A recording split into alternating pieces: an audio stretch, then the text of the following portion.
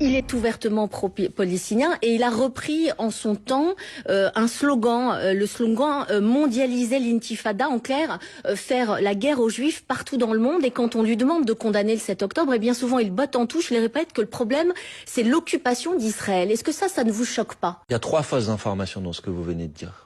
D'abord, le fait que ça voudrait dire faire la guerre aux juifs partout dans le monde. Comment vous traduisez ça? Mondialiser l'intifada, je veux bien votre définition. Je vais corriger vos 3 contre-informations avant de répondre à votre question. Mais mondialiser Deuxièmement, il n'a pas utilisé ce slogan.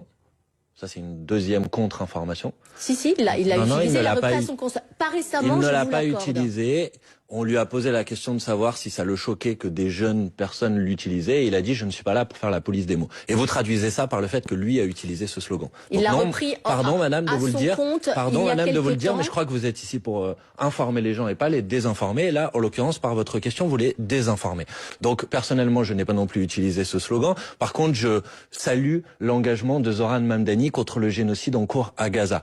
Et je dis d'ailleurs que ça lui a valu à peu près les mêmes procès que ceux que subit la France insoumise depuis des mois et des mois de manière particulièrement infecte et particulièrement inacceptable. Donc ne Zoran pas condamner Mamdani, le 7 octobre il a évidemment condamné le 7 octobre. Madame, s'il vous plaît, franchement, donnez des informations qui sont exactes, parce que sinon vraiment... Alors, une information exacte, il lève des fonds pour l'UNRWA, c'est une agence onusienne qui est accusée de collusion avec le Hamas. Madame, ça, c'est pas un problème aussi? L'UNRWA, oui. Vous parlez d'une agence de l'ONU. Il y a eu une enquête qui a été faite sur ce sujet, sur cette soi-disant collusion avec le Hamas. Quelles ont été les conclusions de cette enquête, madame?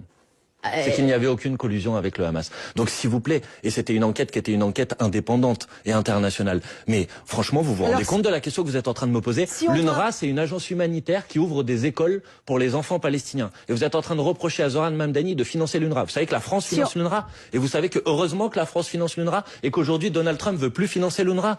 Mais franchement, je crois que vous êtes vraiment trompé dans votre question. Manuel Bompard.